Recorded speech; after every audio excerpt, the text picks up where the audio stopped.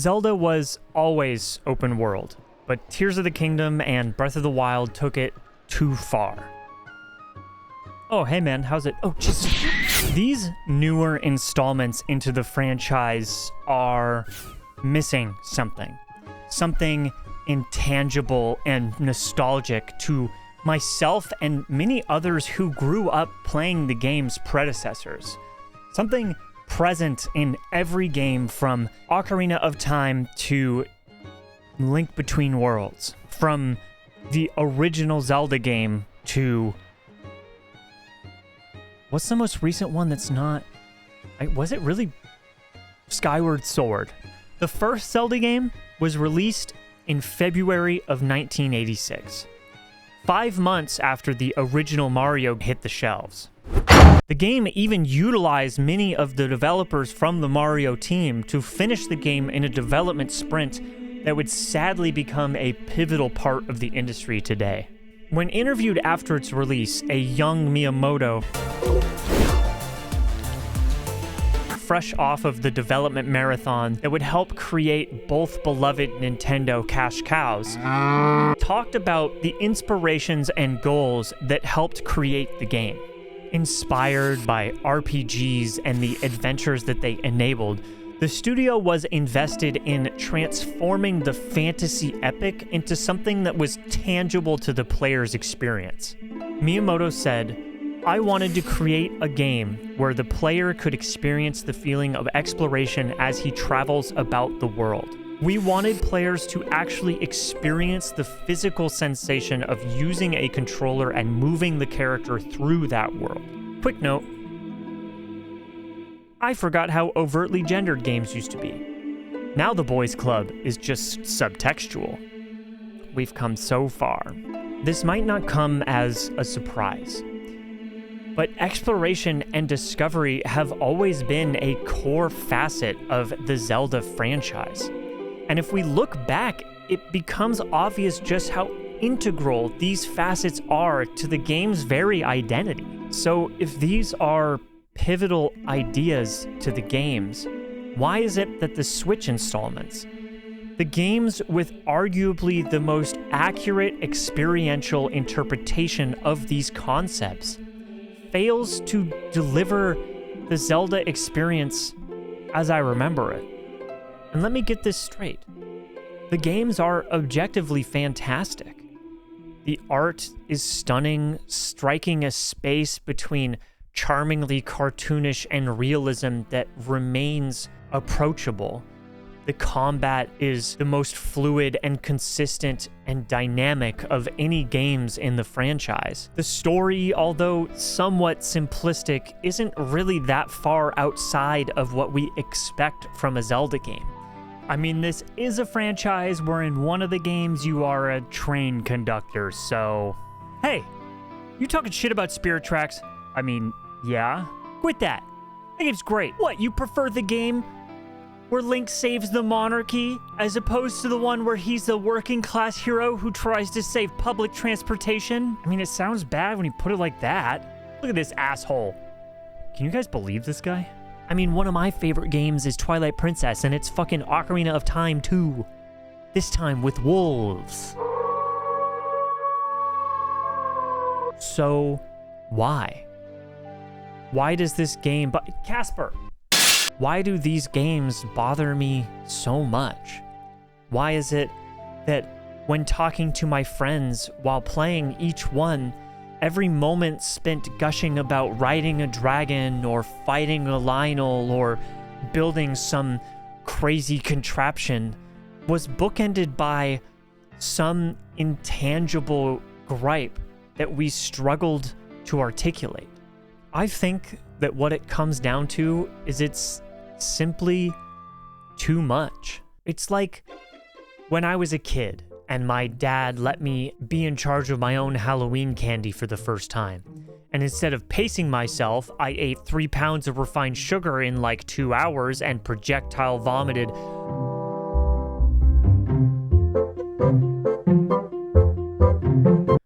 The problem is that the first 30 minutes of overindulgence, And it's hard to beat the feeling of letting loose on something that once felt restricted.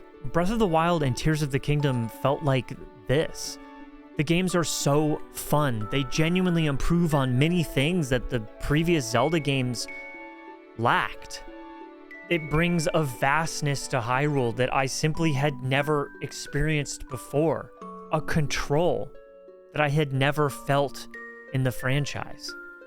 And Tears of the Kingdom felt like that same childish hedonism. It felt safe. And by safe, I in no way mean that the previous Zelda games are immune to criticism. They often also played it safe as well, reusing many of the same tired ideas to incite a feeling of nostalgia in its player base. A feeling that makes many a Zelda fan take up pitchforks at the mere mention of any Zelda game being less than perfect. What I mean is that it felt safe in a modern context. Safe in a deluge of open world games with a million side objectives and an inflated playtime. Both Breath of the Wild and Tears of the Kingdom innovated. And I want to make sure that you know I recognize that fact. Breath of the Wild's exploration was a cut above the rest. The stamina and climbing system was simply new and refreshing. The weapon system, although I'm not personally a huge fan of it, was new and creative. They had new enemies and new ideas with shrines and divine beasts. Hell, Tears of the Kingdom brought an entire building system that was just genius. In what other game can I pilot a medieval Gundam? But they were both missing structure.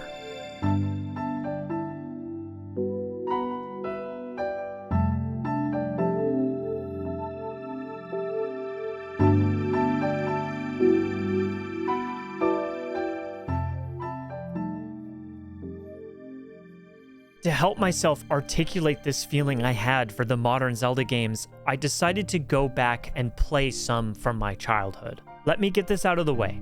No, I did not play Ocarina of Time or Majora's Mask. Yes, they're great games, but I know myself, and I know that I would have a hard time separating my nostalgia from my critique of the game. And also, I've played them way too many times. The Zelda of the past was characterized by a combination of exploration, dungeons, and story beats, and also the hookshot. Even further back than I expected, all the way back to Link to the Past. But I mean, the hookshot is pretty sick, even if it would be impossible to hold on to, and even if you did manage to, it would dislocate your arm immediately. All the older Zeldas I played followed a similar structure.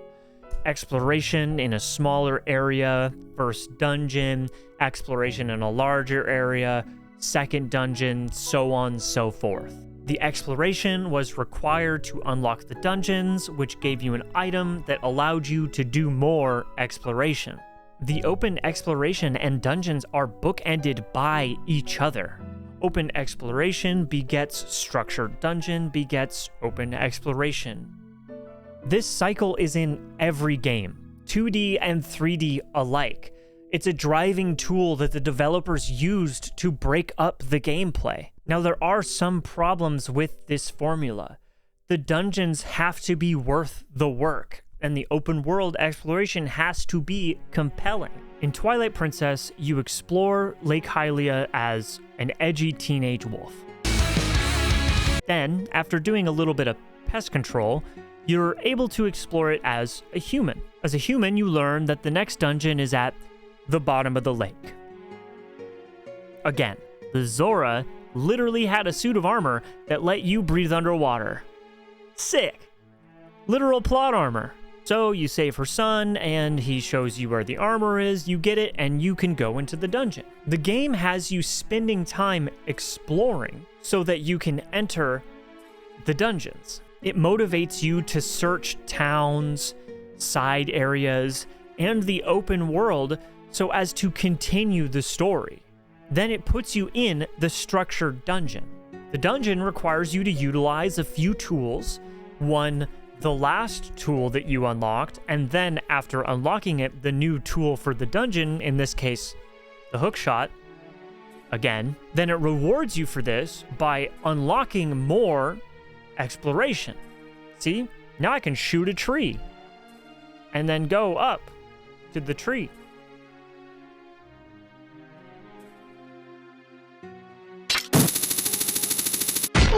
A problem that Twilight Princess suffers from is a lack of the latter. The open world exploration really just doesn't match up to even its predecessor, Wind Waker, which suffered from the opposite problem where the dungeons didn't beget the work to get to them. But the dungeons are so good in Twilight Princess that it encourages you to get through the lackluster exploration. And in Wind Waker, the lackluster dungeons are saved by the fantastic exploration. This juxtaposition of structure and freedom makes you appreciate either side of that spectrum all the more. When Zelda gave you a dungeon, a structured form of exploration with a semi-linear path, it made you appreciate the completely unfettered exploration that came afterwards. When Zelda gave you the completely unfettered exploration, it made you appreciate having an objective when you made it to a dungeon. These are complementary. Although dungeons are still open, it's a far more linear version of it. Now, some of this is from technical limitations. Obviously, they couldn't have made anything that comes remotely close to what we have now back then. Zelda circumvented this problem by handcrafting maps that had set ways to explore them. Can't get up this ledge without the hook shot. Can't get past this rock without a bomb. Can't win at wrestling without straight up cheating. So, no? So what are you doing? The Breath of the Wild games lack this juxtaposition. The exploration is miles above the rest. Even Wind Waker, which suffers from some of the same issues, lacks the sheer, crisp, open-world playground that Breath of the Wild employs.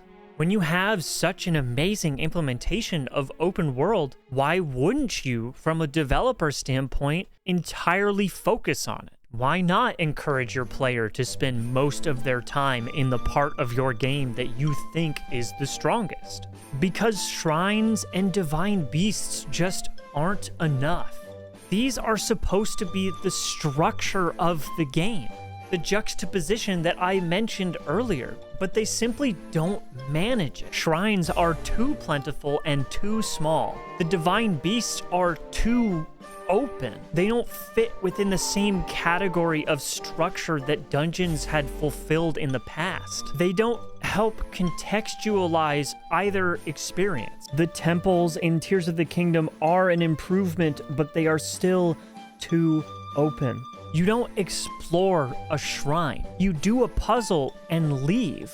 You don't learn about the world from being there. It doesn't fill some vibe or theme that fits an area that it's within. It's like a sterile medieval IQ test. Divine beasts have this exploration, but they're so open and lack linearity in a way that makes it so they don't feel any different from the moment-to-moment gameplay outside of them. Not to say that they aren't creative and don't have a place, but just that they don't fulfill the role that a Zelda dungeon had in the past. I think that Wind Waker demonstrates this to a T. When going back, the game is similarly focused on exploration in the way that Breath of the Wild is, but it still has dungeons. It still has structure. They break up the time spent exploring.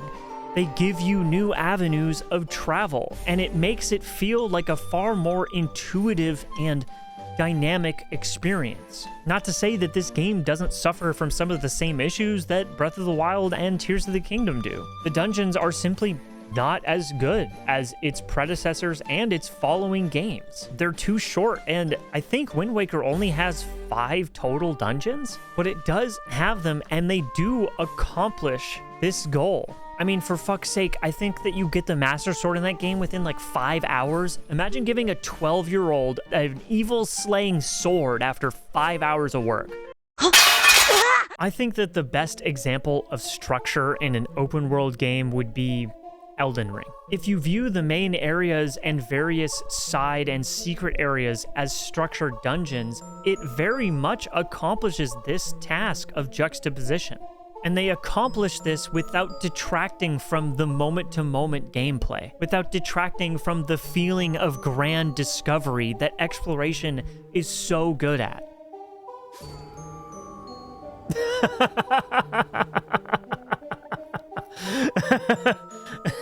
I'm so good at this game, holy shit. They are linear, but require you to explore to discover a path. They are open while still maintaining structure. It comes as no surprise that the Soul games were heavily influenced by the older Zelda games. The last fault of structure in these games is the items and unlock system. In giving the player all of the necessary items at the beginning of the game, it risks overwhelming them. The older games introduce items one at a time, requiring that the player find them either during exploration or in a dungeon to then open up new avenues of travel. This is even present in the third game. Link to the Past requires that you find items that are hidden to access pivotal areas of the game. And even certain non-pivotal areas require that you use hidden items to get to them. This is not the end-all be-all solution to structure, however, and following this formula isn't even necessarily required. But people learn best when given a single tool and then provided a puzzle that teaches them to use it creatively. This reinforces the memory of its use so that when another occurrence where it might be useful pops up, the player will remember it far more vividly. Breath of the Wild uses the tutorial to do this, and it does to an extent do so successfully. The games also use shrines to accomplish the same task, but with them being optional and some doing so far more or less effectively than others makes it a bit of a mixed bag.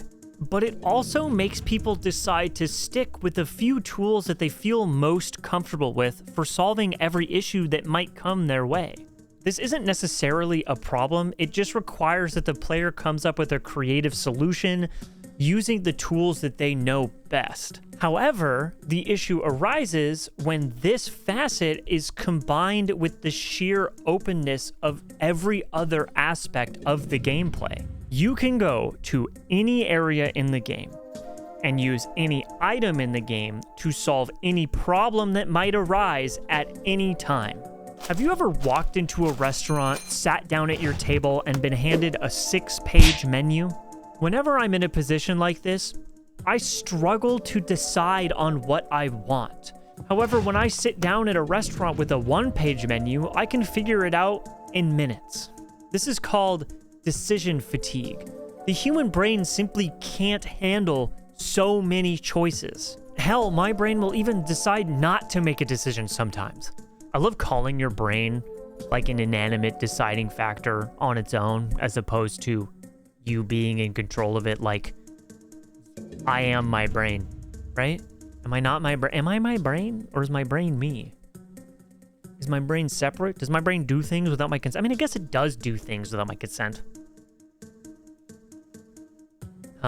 Breath of the Wild tries to circumvent this in some ways by giving you simple, easy-to-remember objectives like the 4 divine beasts to find, but it compounds the issue when the moment-to-moment gameplay has all of these options on top of 1,000 weapons that you've picked up this whole time, and in Tears of the Kingdom, 1,000 combinations that you could make with anything you find. Where do I go and why? What item do I use to solve this problem? What do I combine with what to get to this spot? Which divine beast do I start with? How do I make a mech? I need a mech! Some of this is okay to have in your game. It's nice to have this level of openness occasionally. These decisions make the player feel like they're in control of their game. They're in control of the experience that they're having. But too many of these, placed in close proximity with one another, makes the player feel like they've lost control of the game. On top of this, providing all of the items at the onset of the game as opposed to as rewards for completing objectives made them feel hollow. I get it. The game wants you to get your dopamine hit from climbing a cool mountain or somehow getting on that dragon or killing this Lionel or making that goddamn Gundam, or getting more stamina and health as another option, or upgrading the Master Sword. But look, as much as I love being able to tell a pissed off hawk to launch me in the air, it's just not the same. I'm a material girl, and this is a material world. I need to unlock some fucking cool ass items. Like, come on. Does getting to climb for an extra minute really match up to having a hook shot, to having a cool hammer, to having a rod that lets me control statues? That's my best friend. She a real bad bitch, drive her own car. She don't need no lift. Okay, sure, that's not the best example, but where is my Beyblade? Where's my rideable Beyblade? I understand that the developers likely wanted players to get their enjoyment out of all the new and creative ways they could use weapons, and as much as I did enjoy this, after I buried my hoarder mindset in a shallow grave, but it doesn't scratch the same itch, because the weapons simply don't feel impactful. Not only are they impermanent, they're also simply ways to hit an enemy harder. Sure, there's armor and cool ingredients and food that you can make, but it's still not the same thing. I want to make sure that I say I understand why many of the decisions in this game were made. The weapon system was put into the game so players felt like they were interacting more with the world in their moment-to-moment gameplay. The durability of the weapons was made so that people were more inclined to try new things. The stamina was used as an upgrade system so as to facilitate ease of exploration without fully removing the player's ability to go wherever they wanted to go at the start of the game. The Divine Beasts were likely designed the way they were so as to feel more like a natural extension of the gameplay, a simply more unique facet of exploration. The items were given to you at the start of the game because, let's be honest, can you imagine searching that whole open world to find an item so that you can go to another part of that open world? It would be a nightmare.